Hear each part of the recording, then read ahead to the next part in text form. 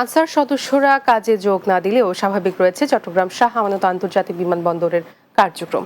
বিমানবন্দরের নিজস্ব নিরাপত্তা শাখার কর্মকর্তা কর্মচারীদের দিয়ে অপারেশনাল কার্যক্রম সচল রাখা হয়েছে। চট্টগ্রাম বিমানবন্দরের জনসংযোগ কর্মকর্তা ইব্রাহিম খলিল জানান, গত 22 জুলাই থেকে অঙ্গীভূত আনসার সদস্যরা দায়িত্ব পালন থেকে বিরত রয়েছেন। এরপর থেকে ল্যান্ড সাইড, অ্যাপ্রন এরিয়া ও প্যারিমিটার এলাকায় নিরাপত্তার দায়িত্ব দেওয়া হয়েছে বাংলাদেশ বিমান বাহিনীর সদস্যদের। তাদের সঙ্গে রয়েছেন ৭৫ জন ব্যাটালিয়ন আনসার এবং আর্মড পুলিশের সদস্যরা।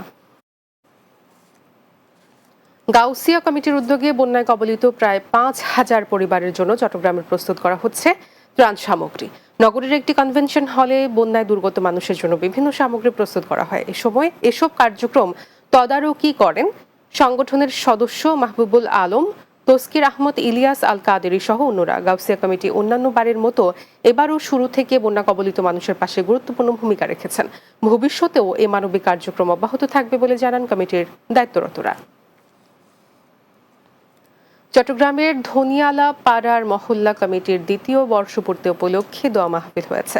নগরীর ধনিয়ালা পাড়ায় কমিটির নিজস্ব কার্যালয়ে বন্যা দুর্গত মানুষদের জন্য বিশেষ দোয়া ও মোনাজাত করা হয়। কমিটির সভাপতি মোহাম্মদ জাহিদ হোসেনের সভাপতিত্বে এতে উপস্থিত ছিলেন কমিটির সিনিয়র সহসভাপতি সোয়েব হোসেন ফারুক, সাধারণ সম্পাদক নিজাম উদ্দিন ও যুগ্ম সাধারণ সম্পাদক মোর্শেদ উদ্দিন সহ অন্যরা। শেষ করব দিনের বাংলা, যাওয়ার আগে শিরোনামগুলো জানিয়ে দিচ্ছি।